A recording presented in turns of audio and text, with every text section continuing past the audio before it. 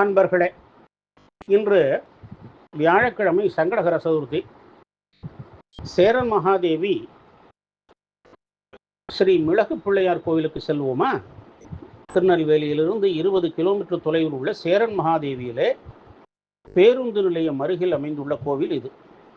Canadian கால்வாய் அருகில் உள்ளது. முன்னொரு காலத்திலே கேரளாவை ஆண்ட மன்னன் தீராத வயிற்றுவலி நோயால் அவதிப்பட்டார். எவ்வளவு சிகிச்சை அளிக்கும் பலனில்லை. ஒரு நாள் மன்னனுடைய கனவிலே முன்ஜென்ம வினை பயனால் இந்த வயிற்றுவலி உண்டானது. இதற்கு பரிகாரம் எள் தானியத்தால் உன் உருவத்தை செய்து அதை அந்தணர் ஒருவருக்கு தானம் செய்தால் உன் முன்வினை பயன் அவருக்கு சென்றுவிடும் என்று கேட்டது. மன்னனும் அதன்படியே பொம்மையை செய்து அதை தானம் அளிக்க தகுந்த அந்தணரை தேடினான். யாரும் தானம் பெற முன்வரவில்லை. தானம் பெறும் அந்தணருக்கு பொன்னும் பொருளும் பரிசாக தருவதாக அறிவித்தார். கர்நாடகாவை சார்ந்த அந்தண இளைஞன் ஒருவன் பொம்மையை தானமாக பெற்றான். மன்னனை பிடித்திருந்த முன் ஜென்ம வினைகள் அவனை விட்டு நீங்கிட வயிற்று வலியும் நீங்கியது. மன்னன் இளைஞனுக்கு ஏராளமான பொன்னையும் பொருளையும் பரிசாக அளித்தான். அந்த பொம்மை இளைஞனிடம் வந்ததும் உயிர் பெற்று பேசத் தொடங்கியது. அந்த பொம்மை அந்த பிரம்மச்சாரி செய்த காயத்ரி மந்திர பலனிலே ஒரு பகுதியை தனக்கு தந்தால் வியாதி நெருங்காது என்றது. உடனே பிரம்மச்சாரி தனது பூஜை பலனிலே ஒரு பகுதியை தானமாக அளித்தார்.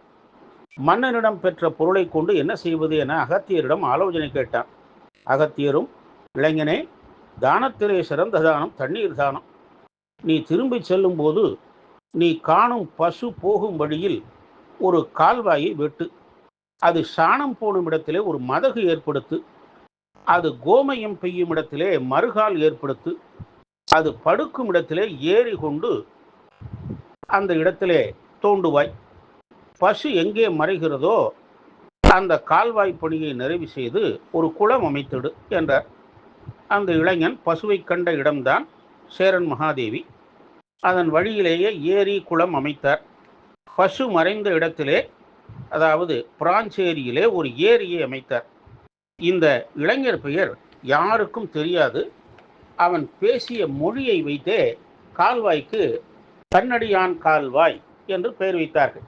ஒரு சமயம் மழையின்றி கால்வாய் வறண்டது. உடனே அந்த இளைஞன் ஒரு விநாயகரை பிரதிஷ்டை செய்து அவரது உடம்பிலே மிளகை அரைத்து பூசினார். அந்த அபிஷேக நீர் கால்வாயில் விழுமாறு செய்திட மழை கொட்டி தீர்த்தது. அன்று முதல் மழை பெய்யாத காலங்களில் இந்த விநாயகருக்கு மிளகு அரைத்து பூசுகிற வழக்கம் ஏற்பட்டது. இன்றும் இந்த வழக்கம் தொடர்கிறது. மிளகு அரைத்திட கோவிலிலே அம்மி இருக்கிறது. 1916ஆம் ஆண்டு அரசு வெளியிட்ட கெஜெட்டில் 367வது பக்கத்திலே இந்த மிளகு பிள்ளையார் பற்றி குறிப்பிடப்பட்டுள்ளது.